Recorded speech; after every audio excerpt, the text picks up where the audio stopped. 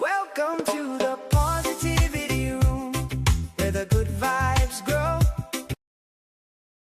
Most meaningful change starts with a simple thought. There's got to be a better way. That's exactly what we're talking about today with EverChew, a product that was born from paying attention, solving a problem, and caring enough to take action. Let's learn something. Welcome back to the Pure Positivity Podcast. My name is Bobby. I got my lovely wife, Eden. Hello. We got the Positivity Pack around here as well. But the star of the show wants to say, I am Carlito! Yes, sir! He's telling you guys, come join us as we talk about the ever-growing mirror between human wellness and pet wellness. We have EverChew on the show. Like I said, they're amazing people doing amazing things out there. Welcome, Anthony and Liz. Can you tell us a little bit about yourselves? Absolutely. I'm not sure how we're supposed to follow that up, though. He's pretty much, he's a gem. And it's great seeing you all and him. Last time we saw him, it was at Super Zoo. It was 2025, I think. Yeah. But my name is Anthony. I am one of the co-founders of EverChew. And then I have my wife, Liz, here. Another co-founder. And then our other co-founder is actually based in Portland, Oregon area, but he won't be joining us today. All right. Well, welcome, guys. Yeah, welcome on the show, guys. We love your guys' product. It's very unique, and it works because it solved a big problem that we were talking about in the industry. So what was the problem that kept kind of bothering you guys enough that you couldn't ignore it anymore? Yeah, absolutely. So the problem was this right here, which is a bully stick nub. Let me pop it out of our holder. The last couple inches of a bully stick, or any chew for that matter, this can be a 1, choking hazard, or 2, an intestinal blockage hazard as well. So most dogs love to gulp down the last few inches of a chew. Obviously, if your dog is incredibly well trained, you know, they may be able to drop it on command. But for my pup, this is back in 2017 or so. Maya, she swallowed a nice 3-inch chunk, and it led to, you know, an emergency room vet visit. And that's kind of where it all started. It was there had to be a better solution out there. We had tried a couple of holders. There was only, I think, 1 or 2 on the market at the time. Both of them used friction, essentially to try to hold that chew into place. And Maya was able to always just pull the chew right out. So that's when it was kind of like, hey, we knew there needed to be something to help solve this problem. We couldn't be the only people that are having that issue. Yeah, you're right. It's actually, I think it's a pretty common issue, and what your product does is completely solve that problem. And a lot of folks out there do use these other I think they're more readily commercially available things, but you guys are getting out there all the time in more retail locations and also online, which is incredible because this does solve the problem. Whereas a lot of dogs can just figure out the pressure, the pressure holding or whatever it is that these other ones do. So really, just an incredible product. Yeah, you're literally saving dogs every chew. Yeah. That's awesome. Yep. I think that's something in this journey that has been so important to us is being the only holder available that actually locks the bully stick. To your point, all the other commercially available holders, these companies, big companies or companies that were small and grew so quickly, so fast, they're getting their product into all these different stores, but at what cost?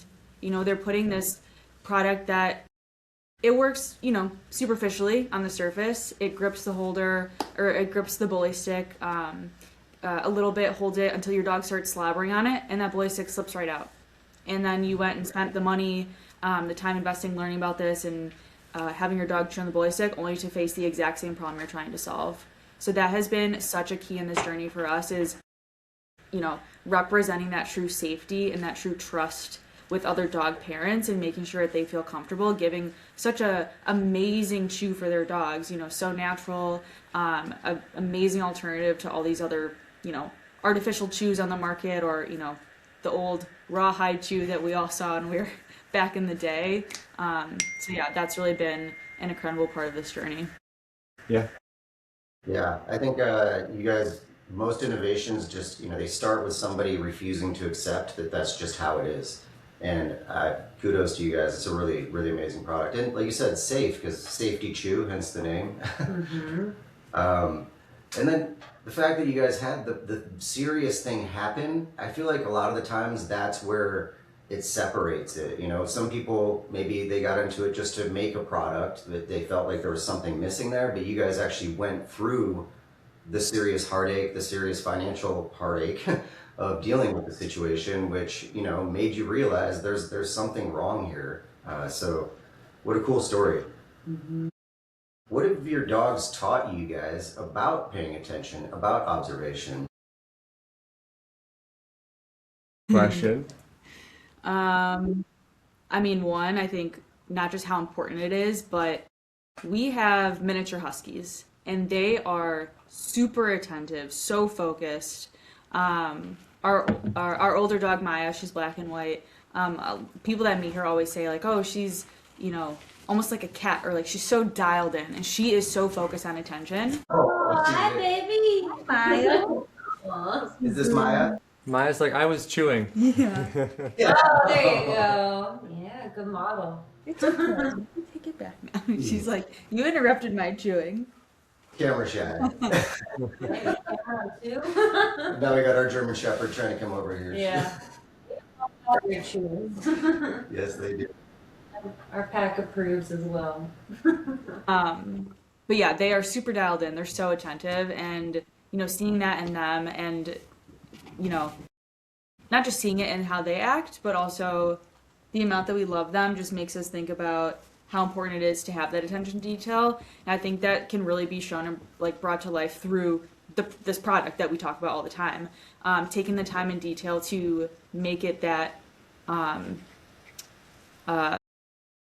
Taking the time and detail to actually make it work, and it doesn't just fail after a couple minutes. It really is able to bring that peace of mind to dog owners. So Yeah, we didn't settle on a product that wasn't going to be worth it, and also from soup to nuts, we're the only holder that actually has a patented locking mechanism that literally cannot be defeated.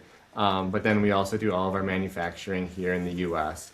The materials that our holders are made of, this green one here, the Safety Chew Plus, it's made from a medical grade polymer. So it's super durable, but also has a little bit of give. So if your pup does chew on the holder itself, they're not chewing they're not chewing on a material that is going to be harmful for them as well. Yeah. And that's like super important, because once we got our Australian Shepherd, she's very, very smart, and she can get through every kind of puzzle, every kind of hidden treat thing. And your guys is not at all. She can't break through it, and she'll try for hours going at that little nub, and it's nasty, but she will not get through it. It's just like, it's all funny, but it's like the coolest thing because she's safe then, and I know she's the type that would inhale anything. And on top of chewing the actual mechanism, because a lot of things are plastic, so a lot of the puzzle things or whatever she's played with, they're plastic, and we had to worry about that because she just wants to keep chewing. Yeah. So it's awesome that you care about all those things and go the next level with that. Yeah. I do think that was one of the first questions that we had really even asked when we met you guys at Super Zoo, and you guys had the answer right there, and you just were ready to go with it, which was awesome because the medical grade polymer is a big difference than plastic. So yeah, that separates you guys as well. yeah, no mystery microplastics here. No. No, it really is a really cool product. And I mean, your guys' story too, I'm guessing as you invented this, there was some challenges along the way, maybe some products that didn't work as well before you landed on the final product. Yeah, absolutely. And if we had Kirby here, he would knock this question out of the park. Sure. So Kirby, our other co-founder, so I actually I was searching for a solution. This is back in 2018 or so. And he had come up with essentially just a prototype of what is the original Safety Chew Holder, this one here. And I found a random blog article that he had posted online. And I had reached out and I said, hey, like, he wasn't able to bring it was a failed Kickstarter, and he was never able to bring the product to market. And that's when I reached out to him, and I actually flew down. I met him in Austin, Texas. He had lived in Austin at the time. And I should back up. Prior to that, he had sent me he had two prototypes. They were both 3D printed. So he had sent me one of his 3D printed prototypes. And then I was like, hey, this actually works. Like, it probably needs a couple design changes, but it actually does what it says it's going to do. And that's when I then flew down to Austin. I met him. We had a handshake agreement, and signed, sealed, delivered. We launched Safety Chew back in 2019. It's just such a cool story. It really is. You just like, it's like you almost kind of like had the intuition that this was the right thing, and you just followed your hunch, and here you are. That's just really neat. Yeah. It took some convincing from Liz, though. She was not. She was like, "Wait, you're gonna spend how many thousands of dollars to try to launch a company and a product?" What kind of wife would I be if I didn't? That's a cool statement right there. And before we got on this today, you were talking a little bit about how you maybe kind of gave him a little push when he was ready to jump out of the corporate world, that he was just kind of not sure. And I think that's a really awesome support that you have there, that you guys have for each other too. And we're very lucky and grateful to have the same type of thing here. So, And you being so selfless like that, or like saving so many pets, you know. And I mean, it really goes the next notch when you let go of the common things that may hold back these kind of opportunities, honestly. So kudos to you guys, and keep going. yeah. The number of pets saved, Yeah. like, I mean, when you think about that on the financials, like the financial side, like how much maybe you lost, whatever, right away or initially in the corporate world versus pets saved, it's like, wow, that just kind of, it definitely offsets the scales there. So that's really cool. We got an email last week from a customer, and the customer literally goes, our family friend had a dog, I think it was a puppy, gave their puppy a bully stick. They went out for dinner, and they came back home, and the puppy had choked on the stick, and it passed away. Oh. And it's like one of those things that's like, the customer, he was just super thankful and was just gracious, saying like, we love your product. It's amazing. It does exactly what it says it's supposed to do. And then he told us that story. It was just via email, and it's just like one of those things that just like gives you the goosebumps, and Literally, it gives you chills. Yes. Yeah, I know it does. It honestly, like, when you think about this, it's a serious thing. It's a serious concern, and like being, what we're doing here is about education. It's about awareness. It's not about fear or being afraid of these things. But I think that a lot of folks, they just they can't help but be afraid because of the stories. Because you hear one story and you're like, if that happens to my baby, that would just be awful, right? Because I mean, how much real estate do they take up in our heart? So what would you guys say are some legitimate chew concerns that are on the market? Legitimate chew concerns. I mean, I think one of the most first and foremost ones is the quality and ingredients in the chew. Not just chews, the food, the supplements, trusting the brands that you're working with or going to get these products for your fur baby. Now dogs are a member of your family. You're not going to go when you go to the grocery store, how many people read the ingredients before you buy something? You're worried about an allergen. You're worried about what's in this, what are the calorie counts? That's how you treat the members of your family, and that's, treating your dog. So I think concerns of chews in the market, like what's in them, first and foremost. So bully sticks are an all-natural chew. So that's a great option for your dog. And I'll be the first one to say I was guilty of Maya here I got her when I was right out of college. I was 15, and I would give her the rawhide twist that I would absolutely never give either of our pups those. And I was uneducated and didn't know any better.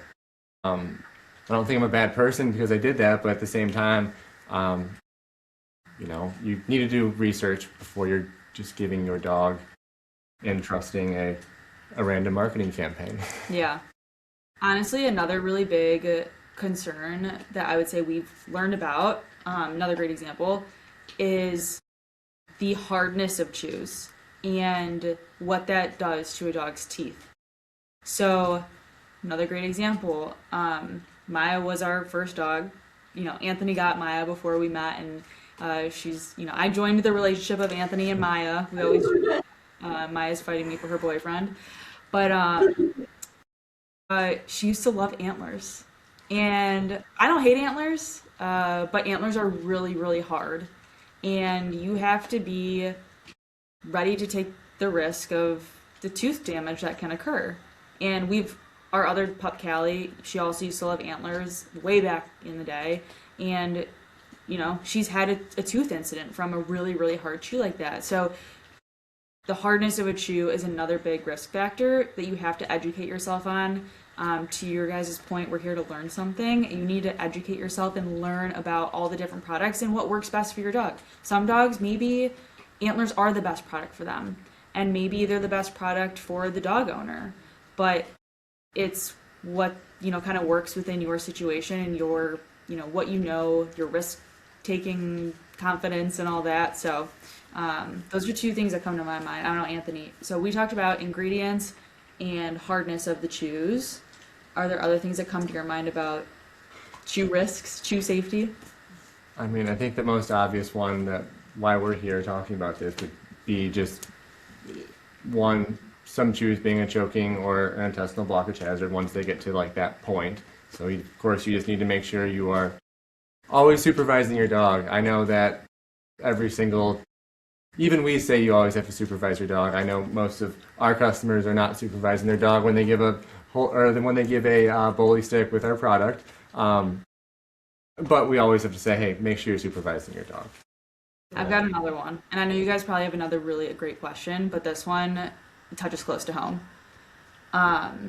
We just welcomed our newest member to the EverChew team in September, little baby Scotty June, our baby, who you guys met when she was, you know, still cooking there.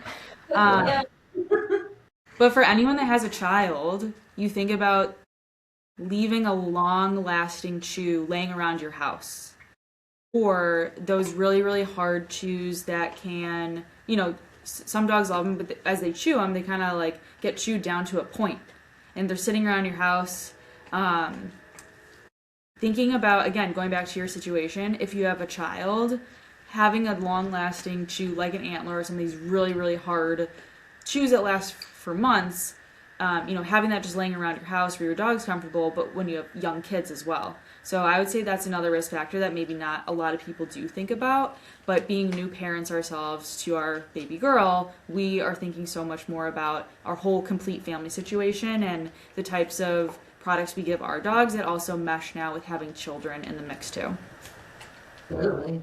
Those are all like excellent and very legitimate concerns that, you know, awareness is different than fear. So like just being aware is really important. Mm-hmm. And Anthony, like I think that one of the biggest things that a lot of things that we do as a company is to let people know that we were also just like them at a time. Like we didn't know any better. We were feeding the kibble. We were, you know, doing the same things that everybody else, you know, we were trained to do. And so I love that you share that part of it, because none of us are perfect, and the origins come from making the mistakes, from you know, going through the failures, and then learning doing something to change it. You know, when you felt that felt wrong, what can I do to make a difference? That's how the world turns and be better. You know, so it's huge. Yeah.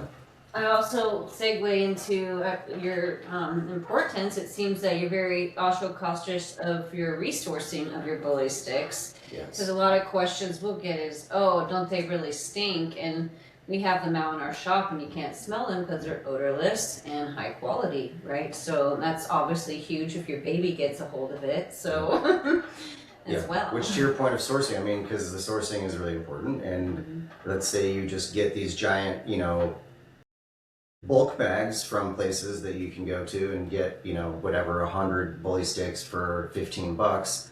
might be a little bit different quality than the ones that you can get from, say, somebody like EverChew, right?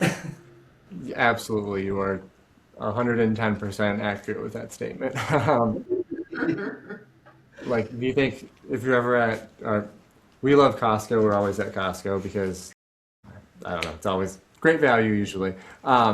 But That's what you do in the Midwest. You just go to Costco. yes, in the Midwest, there's Costco. Oh, we didn't hear. In the desert? We definitely- that's On the what West we Coast, you go hiking. In the Midwest, you go through Costco. Okay. That makes sense. We do that this time of year. You have Yes. to go air-conditioned hiking. Yeah. But for example, if you go down to Costco, usually it's always in the back left-hand corner where the dog food is. You'll see there's a very large brand that they sell, that they're selling them in bulk. And you'll typically, once you get close to the section, usually even through the bag, you can still smell them. And a bully stick shouldn't smell terrible. There should be a little bit of odor. And ours, we say they're low odor, but they're pretty heckin' close to odor free. But yes, that really comes down to when that pizzle is being processed, if all of that blood and urine is not cleaned out appropriately, and that doesn't mean you're supposed to be using chemicals. That is also a huge no-no. But if they're not following best practices, you're going to end up with a very, very stinky bully stick. And then also we use all of our bully sticks are oven baked. You would be grossed out if you saw the DMs on Instagram of random companies that are Company's a loose way to put it. yes Random people that from around the world are trying to sell bully sticks because it's incredible. And we've even seen They they're send like, pictures. well, they'll send a purchase order from. The craziest thing was way back. I'm not even sure if we should share it. But No. we've got like a PO from. They're like, oh, there's a screenshot of a purchase order from. It was like one of our way larger company, and it was like, wait a second, like One they're of sourcing their bully sticks from One of this source. one of the longest standing chew holder companies. This random person across the world sent us an invoice saying, here, like, we're servicing other companies, and we were shocked to see one of these big brands and where they were getting them from. Yeah. I mean, I wouldn't. It's hard. You're trying to keep up with demand. It's hard being in business. You guys know. There's so many challenges that come with being and I know this brand grew from small and it is so challenging, but going back to the attention to detail that we talked about earlier, like, you don't want to be cutting corners when you're trying to be in a world where you're working with responsible dog owners and trying to make a difference. Bully stick quality is something that we'll never cut back on. Like that's what your dog is actually consuming. Like we will never waver from our commitment to quality. And we've had great supplier relationships, and we've been sourcing from the same couple of ranches for going on 6 years now. So it's all about quality from our perspective. We really respect that, and it was also originally one of the first things that we had asked too. And you guys again were just like ready with that answer. And I think that you guys even have relationships with these farms, which is very important because you know kind of what's actually going in. You know, it starts with the bull, right? You know, it starts with what's going into the bull, and that's important too. Is there something that you have found that people could look at when they look at the bully sticks or the labels or anything like that to see so that they can find a higher quality bully stick if they go to the stores? That's a good question. I mean, I think first and foremost, you hit it on the head earlier. You don't gotta look, you just gotta sniff. Take a little sniff. Sure. If it smells terrible, I was thinking about this earlier. Sometimes we get people coming and say, oh, my dog loves the stinky ones, and the stinkier the stick, the better. I mean, yeah, your dog loves to get into the garbage, but you're not going to let them eat the kitchen garbage, you know? So a lot of bully sticks don't have labels. So if you're in a local pet store, you got a raw bar or something like that, or the grocery market, just start by sniffing. And if it smells terrible, maybe that's a sign that you want to steer clear. Also, if it smells like completely nothing, you know, our bully sticks are low odor. You know, sometimes you get a little whiff of like, oh, this is a dog chew. It's a dog product. It's an animal product. But like, if there's completely no odor, that's a question mark as well, because that's where you get into the territory of companies that use like. Is there anything else being? Chemical washing. Are they using anything else? Another additive that really removes all of the odor? But it's a fine line. Is that, I mean, I'm wondering, because these companies are always trying to find ways to shave, slices off of pennies. Yeah. So I'm wondering, some of these companies might even mix or find a way to like make these by mixing it with some other product, which yes. What's that one? There's actually a new. So there's like a new chew that's popped up. Oh, a new chew. So have you seen? I think they're called bully hides. So a bully hide is not a bully stick. They look so much like bully sticks. They look identical. So if you're at Costco, you'll be able to find I think they're called bully hide chews or bully stick hides or something like that. To the untrained consumer, I would say, oh, it's a bully stick, and it's half the cost.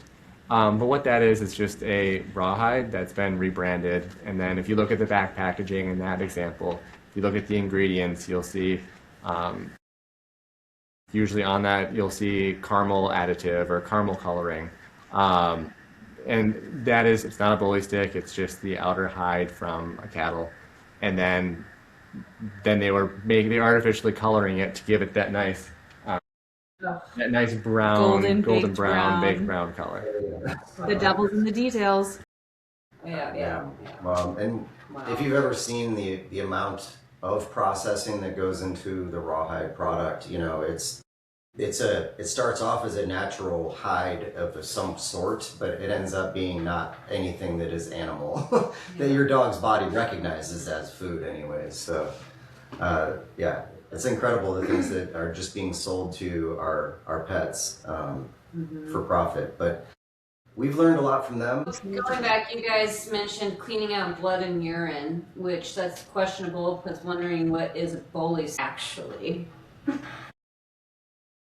Well, a bully stick is actually from a boy cow. It is bull pizzle, or it's a bull penis. Yeah, there you go, everybody. That's a bully stick. Truth be told. Very high protein, very low fat, very lean. If you want a fun dinner table conversation, try telling your grandma. Right.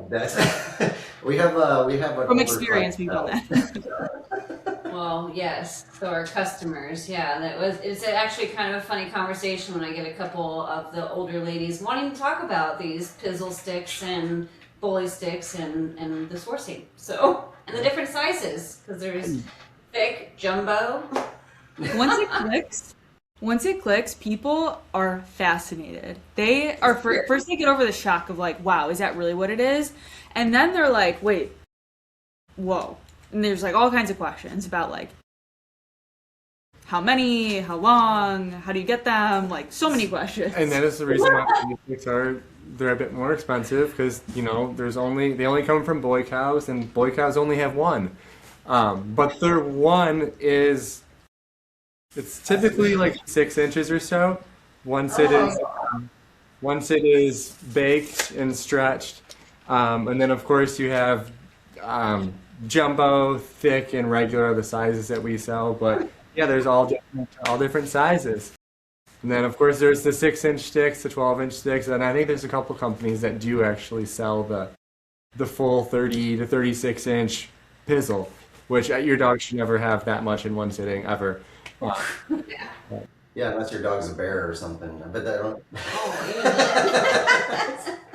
Well, I mean, we're all, kind of children at heart, so it still makes you chuckle a little bit. But our dogs, they do go crazy for these things, and there is some novelty there too. I don't know. There's some good benefits to them as well, right? Besides just the chew. Yeah, there really is.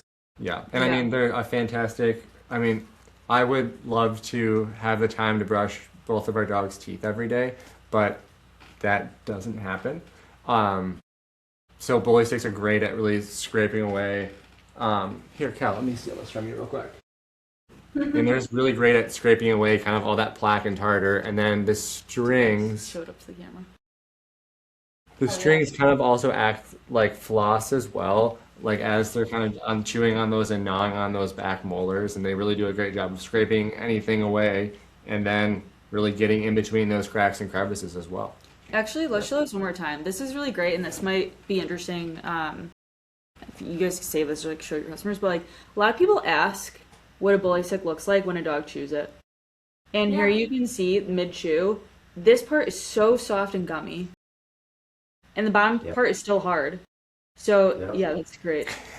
Kind of gross. Good demo. Yeah. That's why it can be so good on your dog's teeth, and that's why they can actually digest it and eat it. Fully digestible, it goes in. But that also kind of gives you an example of how the bottom half it's still hard. So when it does get so small, that little bit just can, slip down their throat, and that's where some of the issues are. But this is just a great example because we get so many people, that haven't seen bully sticks or don't really know what they are. They don't really understand like what it looks like for the chew to get chewed down. So, and I'll even add on to that. A lot of people, they think bully sticks are too hard for dogs, or there's a lot of veterinarians will always say they give like the fingernail test. So if you're able to create like a little indentation with like your thumbnail or like a little mark, they'll be like, okay, that's soft enough for your dogs. And bully sticks are kind of always on like that fine line of, is it too hard? Is it too soft? And if you are trying to be ultra conservative, like Callie, she doesn't have a full set of teeth anymore, but we will just take a bully stick and we will just put it in like an inch of water for 5 or 10 minutes or so, and that will pre-soften the tip of it. So then when she has it, it's already a little bit softer, and then as she chews down, that saliva, softens it up. So if you are someone that is a little bit tentative, like it might be too hard, that's a great way of going about it. I mean, it's nowhere near as hard as a yak chew or a nylabone or a antler. It's way softer than that, but if you're still uncomfortable, that's a great way of going about it. Yeah. Well, that's a great tip right there. Mm-hmm. And it works because our 5-pounder, he does that. His teeth are kind of missing as well, and he still goes for the bully stick and gums it around, and especially when his siblings are chewing on him. So it's good. We also I use your product quite a bit as you chew on the bully stick? I do. I chew on it all the time. No, I use your product to help people understand that there's other options out there to kind of replace or to help satisfy the myth that kibble is good for crunch for your teeth. This is obviously a myth. So yeah, we need chews like this to help remove the tartar and plaque, things like that. But when you chew on straight carbohydrates for your teeth, that's not going to be good for the microbiome or the microbiome in the mouth. So I talk about your guys' product all the time as a great way for, just getting it around the mouth and chewing on that, and, things like this, raw meaty bones, the coffee wood chews like by Canifera. These are all great options. But I love that you just showed the way that your product is, what it looks like when it's being chewed on, because that's a great example of that. You don't see that with the other products, and we've seen. And with the littles too, they like to play with the safety part like a toy more so, and hold it on and roll it around, and we've seen it be like almost like a multi-use contraption, and super awesome, like he's saying, for teeth cleaning. So we get a lot of clientele with the older dogs, and they're worried, but they want something safe. That's exactly where we lead into you guys' product. Yeah. And there's actually a study that I believe it's Rutgers University did with bully sticks. It's a few years old, but they essentially had 2 different control groups, and one control group just had bully sticks, and I think they found it was like almost up to like 85 to 90% as effective at removing plaque and tartar chewing on a bully stick as compared to actually physically brushing your dog's teeth every day, which is pretty substantial. I mean, brushing your dog's teeth every day that's a lot. Yeah. Yeah, it is. And we actually just met a lady at a show last weekend, and she had a 14-and-a-half-year-old Chihuahua, and we have 2 Chihuahuas, and they were kibble fed until they weren't, and so we had the dental thing where we had to have teeth removed, and it was traumatic. this 14-and-a-half-year-old Chihuahua like had a full set of teeth, and they were all pretty white. I mean, like there was really no tartar or plaque up in there, no darkness. And she only brushed her dog's teeth twice a week, she said. She's always done it for like twice a week. So that's a really good example. And then things like this, you know, your guys' EverChew would be a great kind of in between, you know. Yeah, she was conscious of her chews. Yeah. So, Yep. It makes a big difference. Yep. Have you guys, in your journey, have you guys feel like you've learned some things from your dogs that maybe have nothing to do with dogs? Yeah, I think that we talk a lot about how your dogs just love you for who you are. You know, if you're having an off day or a bad day or feeling a little bit down, your dog looks at you and just smiles. I know that sounds silly, but like you know, if you have a dog, you know your dog smiles. You've seen it, and just that like unconditional love, respect, and trust that they give you. It's just that gut check and a reminder of the pure positivity, no pun intended, that like is in the world, you know? And that reminder and that connection, like connecting with folks like you, we're connecting over dogs. I think it's just that they teach you, and I think they've really taught us about this unconditional love. And yes, I guess it has to do with dogs because it came from them. We learned it from them, but like that's the world around you. And there's good in all types of people. There's positivity, there's love in all types of things, and being able to see that side of, you know, the coin that day, that moment, is just so special and so precious. And I think that's something that we hang on to every day and we talk a lot about, and we just try to do good, see good, and be good in the world. That's really, really beautifully said. Yeah. That's well said. I'm not going to be able to top that, so I'm just going to. I did. What I wanted to say is that I love how you talked about learning from your pets something that maybe has nothing to do with dogs, for bringing people together. You know, the connection, because we wouldn't be sitting here having this conversation if it wasn't for dogs, like you said. And I think that that's pretty cool because they're doing a lot of that out there. They're bringing people together and they're bridging us back to things like unconditional love, like presence and being in the moment, because it's impossible to not be present when you're really with your pet. And you know, and then things like this happen, things like your invention, things like your business. It just kind of happens when you're just relaxed and in those moments with your loved ones. That's how they really happen, we've found. Yeah. Ant has one good, I know he said he can't follow it up, but you've got one really good quote. I don't know the quote. You told me it. Oh, It's not a quote. I'm not sure where it's from, or I've saying a quote, a mantra, just a thought. essentially, like dogs only have. You'll have many dogs throughout, or we will have. Anybody's gonna have multiple dogs throughout their lifetime. But you know, dogs only get one. They only get one of you, and they only get you for a small period of time. So just give your dog a hug, and Yeah. That's something to definitely be aware of. I mean, because we say that they only live about a fifth to a tenth of our lifespan. So why not spend a little bit more on them? It's wild that we don't, because again, it goes back to that scale. If people are really about gain and extraction these days, and that's okay. But if you really want to look at the gain, man, you're getting so much more back than what's going out. Price on unconditional love, you know.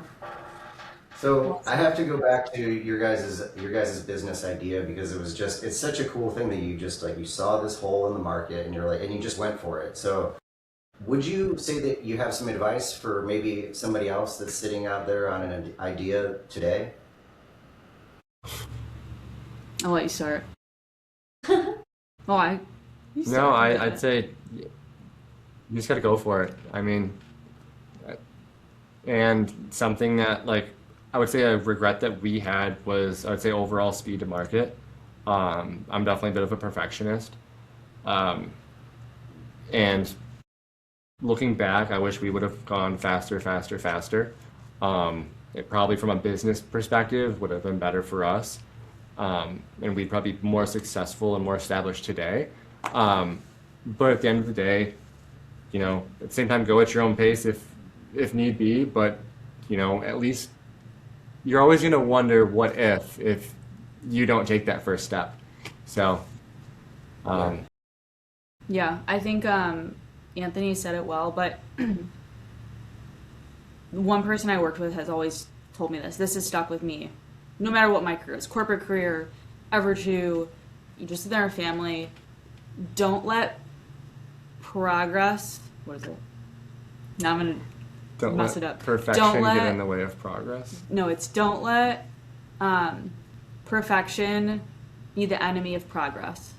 Basically meaning you can stew on the details. You can work so hard to make something so perfect, but you're never going to move forward if you don't just take that leap. So, it's all about making progress, and, you still put in the time, you still put in the quality, but you're able to move forward and you don't get stuck on making things so perfect. That's not an excuse to not give it your all and make sure it is as close to perfect as possible, Yeah. but Sure. Yeah. Yeah. I mean, you should definitely put your best foot forward at all times. But yes. When you're searching for perfection, you can kind of get stuck in. You're hypnotized by something that it's all in your head. You know what I mean? So when you talk about progress and getting it out there, that's what it's about, is taking another step forward each day. I think that's a really well said journey that you guys were on. Maya, our older dog, she was an original furfluencer. Oh. She was Instagram famous back in the Wild West days of Instagram. And I would say that is actually, I was thinking more just like product business, but you were running her profile and her business and her profile. And to be honest, all of these things, what it sounds like is just setting you up for success, what you're doing today. So in your mindset, you might be looking back like, oh, this isn't happening fast enough and I should be getting more sales, or why isn't our website getting these views?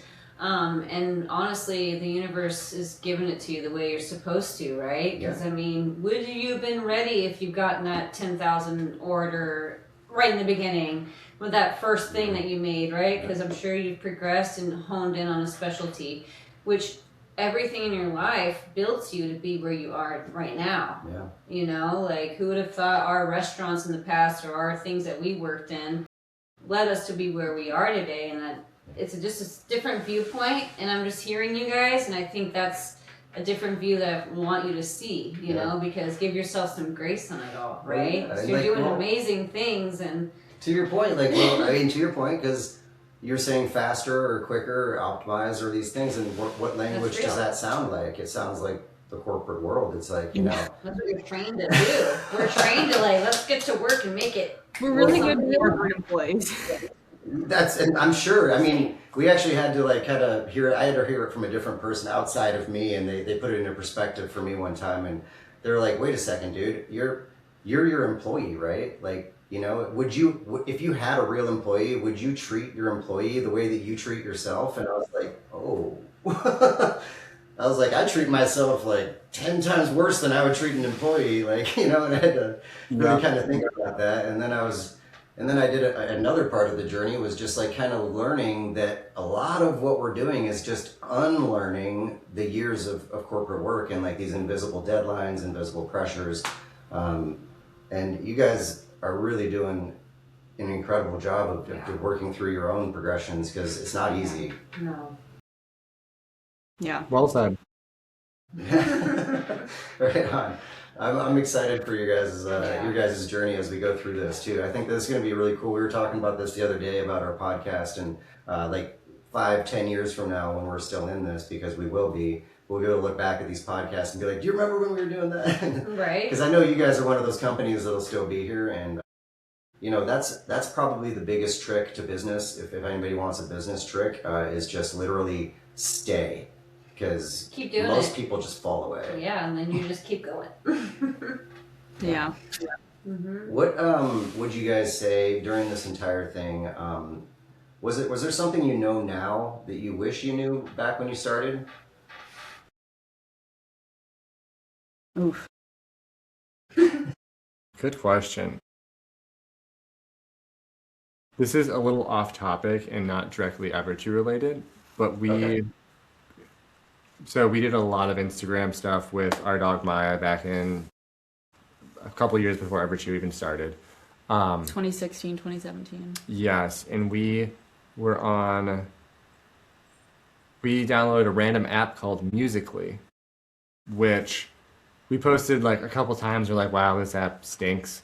This isn't It was gonna... okay. It did. Yeah. It was like you This- tried it. It was like Clubhouse. You joined it a couple times, and then you're like, I don't know, I fell off. We're like, this platform's not gonna like take off. Like, it's not worth our time, type of thing.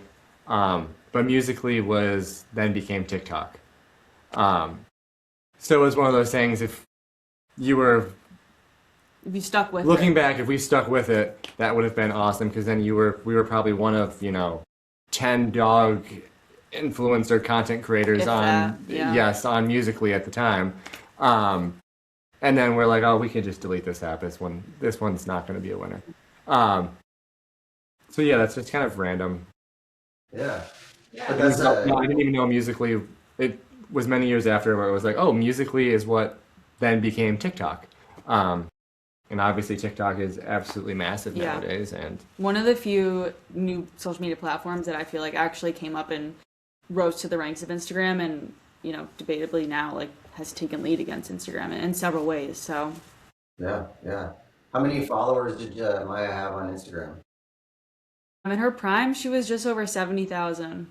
It was really Wow. incredible. It was such an amazing experience. Like, we were just visiting one of our friends in Richmond, Virginia. We had just started dating. We're hanging out, and I was like, I'm gonna make an Instagram for her, and they thought I was crazy.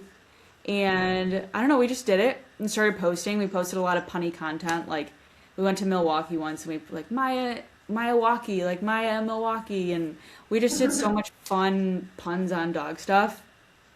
Yeah. And I think that's maybe why the account grew, is because we just liked doing it. We just loved it and did it for fun, and I think that came through, and her personality came through, or the personality that we gave to her just came through, and it was an amazing time that I don't want to say probably won't get back, but like we won't get back, because Instagram and social media is so different now. So commercialized. You guys know. Content is just the gobs of content and all of that, but back then it was really pure. Yeah, it was. That's a really cool experience that you guys had, and I mean, I'm sure you can't help but look back and wonder like, what if like certain things, but then you probably wouldn't be sitting here with EverChew either if you had gone down that road, 100%. very true. That's a really cool story to look at, like a fork in the road, where it's like something that may look like the thing ends up kind of being something that wasn't the thing, because here you are doing this. And I think what I hear from you guys is that, like, we talk about this too with like, if we had all the money in the world, or you could put it as in like, if we had zero money or whatever, this is still what we would be doing. So, and I think that I hear that kind of from you guys, and that's invaluable, You guys just have such a cool story and such a cool vibe about you.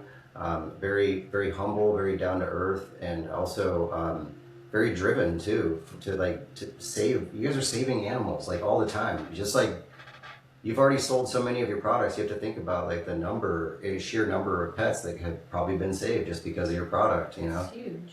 I was literally about to say, if I had all the money in the world, save all the dogs. We'd start by saving them all. Yeah.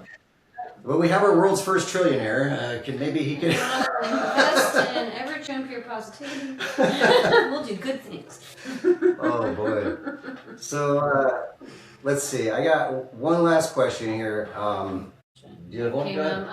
Well, yeah, because this is a question actually came up in store, and of course, I'm going to be answering the facts that you guys have proper resourcing of your ballistic products and stuff. But this person was one of the Costco buyers that have a big bag of things, right? Bully sticks. And I go, well, this has this drilled hole. It's made for the contraption, and it's smart. It's very smart that you guys did that, honestly, because it's not forcing, but letting people know this is a better quality. Did you know there's different quality of bully sticks, right? Because that was probably the first light bulb to this person. But she asked, can I just screw my own screw holes out of each bully stick? And in my mind, I thought that was extremely challenging job for her to do. So regardless, she bought a pack of your bully sticks and is a repetitive customer, so hands down, good job. But that drilling part, that's very unique for you guys to do that. And you have this awesome puppy parm Poochie Parm, excuse me, that our customers as well like, because they're getting the nutrients from the bully stick. You're not wasting the bully stick, right? So there's a lot of cool things of that. I don't know if you want to share anything about that process.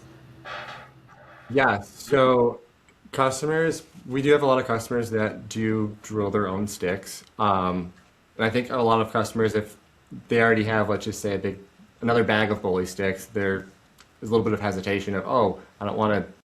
I've now realized, or my dog has had a scary incident with a bully stick. I don't want to give them the bully sticks, but I also don't want them to go to waste. And yes, you can use just a regular drill, and you can drill holes through those bully sticks.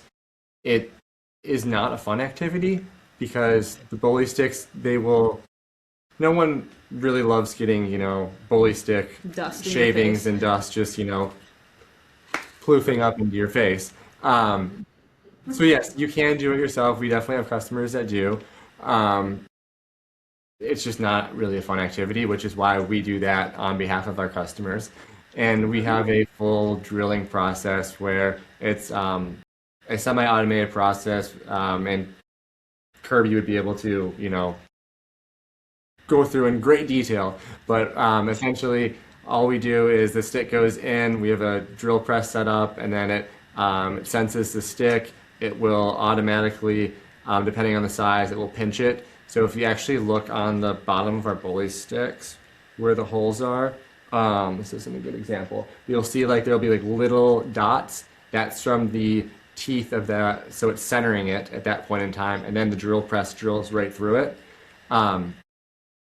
And then a byproduct of that process, we have a vacuum system that then collects all of those bully shavings, and that is what goes directly into our Poochie Parm. That's awesome. As Gene was saying, no waste. People always think we're tricking them. They're like, oh, I know. you need to buy your sticks.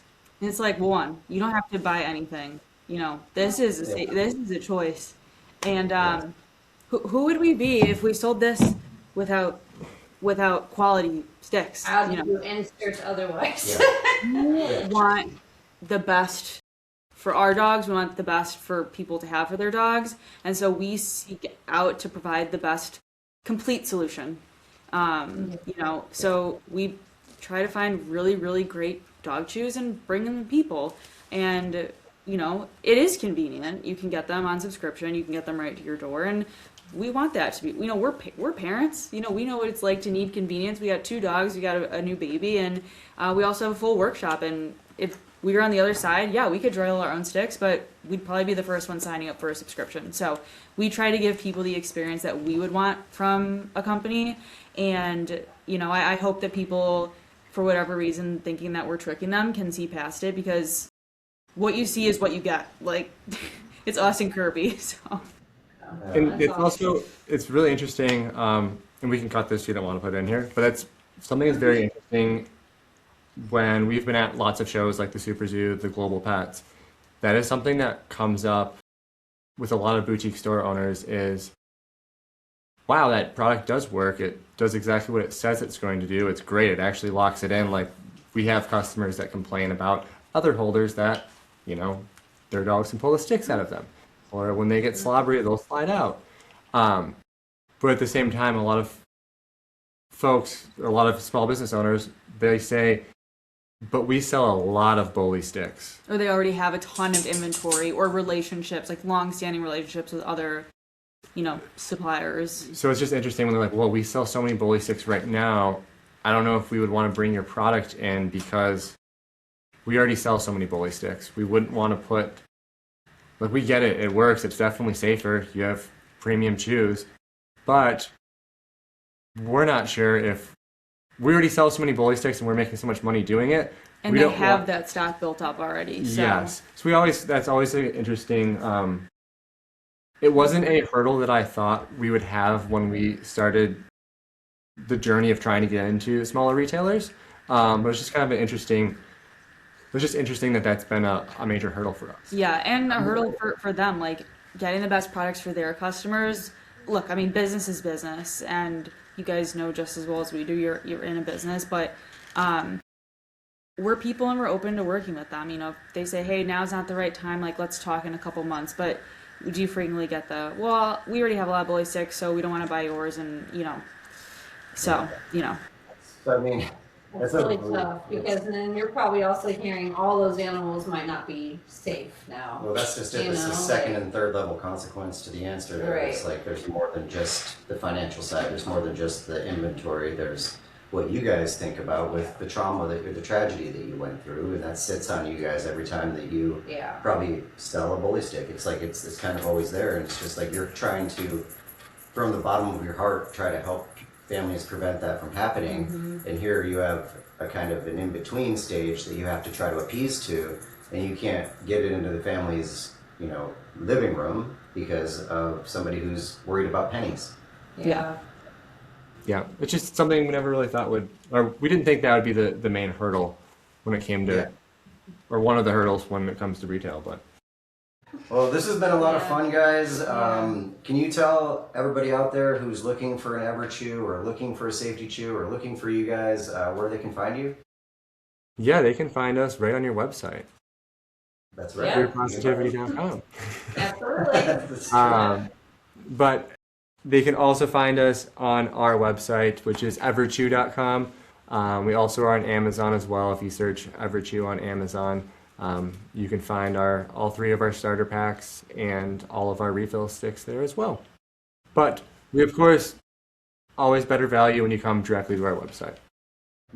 Absolutely. Supporting you guys is just like wonderful, and I know it's just heartwarming to know where our resourcing is coming from and that you're so transparent. So if anybody needed to reach out to you directly, you're just available, which is awesome. Yes, if you send us a DM on Instagram or Facebook, you'll be talking to either myself or Liz. Awesome. It's such a cool product it comes from a real story, from real people, with real dreams and real impact, because you guys are truly, you're helping dogs truly live, that they may have choked on something, and that's a really incredible thing that you're doing. What I love about this story is that it starts the same way a lot of good things start. Someone noticed something, asked a question, and stayed curious enough to find an answer. Thank you, Anthony and Liz with EverChew, for sharing what you've learned, and thank you for learning alongside us, folks. Give your pet some extra love today. Welcome to the